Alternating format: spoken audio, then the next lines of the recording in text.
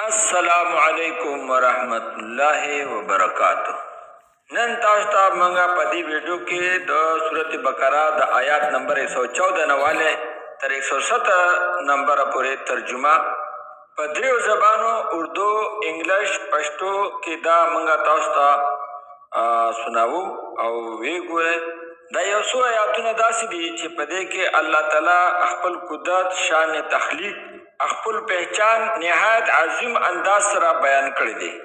ډیره مهرباني به لکوټي سات لا دا ویډیو تر اخره پورې وګورئ.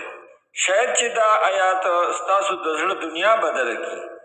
نن چې په دې ویډیو کې موږ د قرآن پاک کومه ترجمه په انګلیش، اردو، پښتو کې کول غواړو، هغه سره به تاسو ته قرآن راغستو ته ضرورت نه. په دې کې به تاسو ته د هر آیات قرآن الفاظ ښیي او په دې آیاتونو کې الله پاک انسان ته دا خبره سمجھاوي چې د الله رحمت او د الله قدرت او د الله علم دومره زیات دی چې د شمار او د اندازې نه بار دی.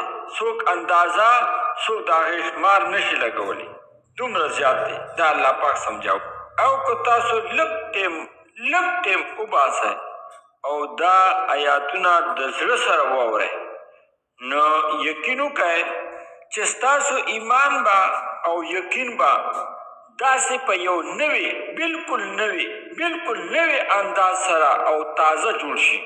نو مهرباني وکړئ او دا ویډیو تر اخره پورې ضرور وګورئ.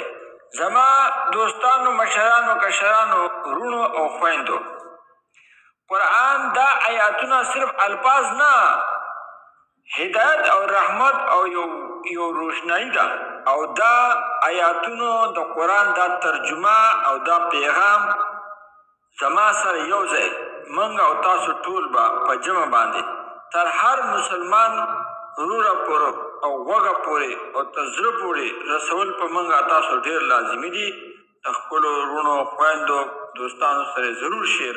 اوس راځئ چې لږ ټیم د دنیا د پریشانو نه ځان راوباسو او د الله د کلام اورېدو او په کتو او په اورېدو کې ډوب شو. که چېرې تاسو دا قرآن پاک په صحیح سمج سره او ځان پوه کولو سره زده کول غواړئ، نن دا ویډیو دا ستاسو دپاره ډېره لازمي ده او اهم ده. سورت بقره آیات نمبر 114 نه تر 117 پورې دا آیاتونه مونږ ته د مسجد حرمت او د الله د قدرت او د الله د علم په باره کې یو حیرت انگیز پیغام، یو زبردست، یو حیران کن پیغام راکوي مونږ ته. دا پیغام به تاسو ته په اردو، په انګلیش او په پښتو کې مولانا مفتی سعید شاہ صاحب، کراچی، لالی، توحید آباد کالونی، نواز شریف اسکیم کے سامنے عثمانیہ مسجد والے اوري انشاءاللہ تاسو ته وکړي. او ډیره مهرباني به دا ضرور وګورئ او دا شیر هم کې، لایک هم کې او سبسکرایب کېدو خو هیر نشي. چلو اوس شروع کوو او ښه په توجه شئ ورته. نو هغه خلک منع کړه چې یو امام پسې ودرېږئ، یو جومات کې ګڼې جمع مه کوئ. نو دې ته وایي بدعت حسنه. دارنګې حضرت عثمان رضی الله عنه په خپله زمانه کې د جمعې دویم بام د دې اضافه وکړه چې مخکې نه وه. دې ته وایي بدعت حسنه. یا د قرآن کریم جمع او ترتیب چې د نبی علیه السلام زمانه کې داسې قرآن نه و، داسې جمع او ترتیب دې شکل کې نه و. مصحف عثماني ورته وایي. نو هر هغه کار چې د اسلافو نه ثابت دی او سلف صالحینو اضافه کړی د هغې د بدعت حسنه ویل کېږي. د دې زمانې سړی که یو کار دین کې د ځان نه جوړي نو هغې د بدعت حسنه نه ویل کېږي. دا ټول بدعات سیئه دي، دا منع دي او حدیث کې ورته ګمراهي ویلی شوي. نو بدیع نه بدعت هم وتلی دی.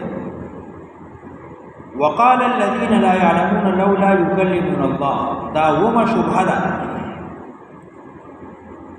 کافر دي، یهودیان دي، که عیسایان دي، که مشرکان دي، دا اعتراض کوو من به د پیغمبري اله ومنو، د ده رسالت او نبوت به اله ومنو چې الله من سره په خپله خبرې وکړي. من ته الله په خپل د دې قران حقانیت بیان کی من ته الله په خپل د دې پیغمبر رسالت بیان کی نو موږ به ومنو غړي موږ یې نه یاد داس یو معجزه دی پاک دی الله د نائبنا د الله ذات د نیابت نه پاک دی بل له ما فی السماوات والارض بلکہ خاص د الله په ملکیت کې دی هغه چې اسمانونو کې دی او هغه چې زمکه کې دی هر څه د الله ملکیت کې دی کل له قانتون ټول د الله تابعدار دي کبر دی او کتا انبیاء دي کا اولیاء دي کا ملائک دي کا پیریان دي انس دي او کا جن دي ټول د الله تابعدار دي کل له قانتون قانت وی تابعدار تا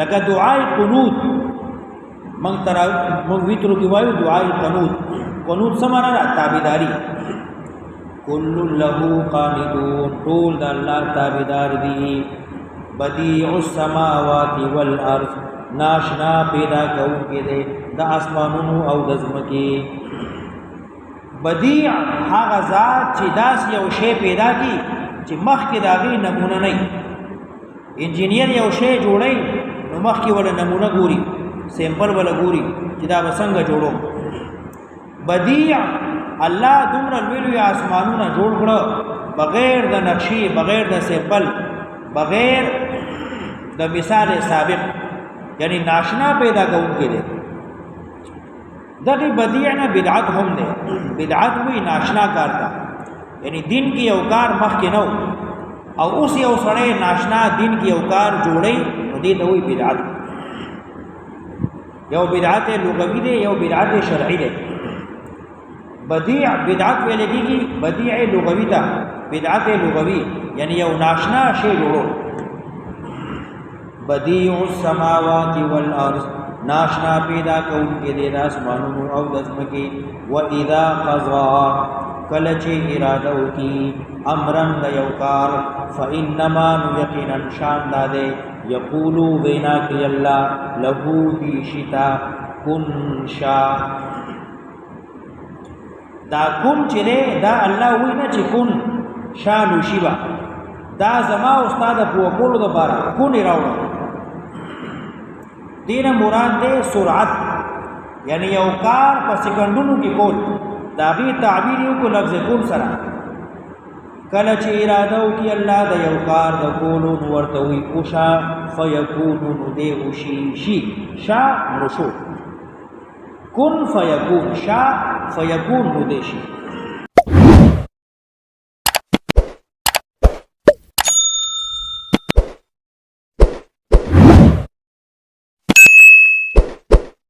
शेयर करो लाइक करो अल्लाह की रज़ा के लिए।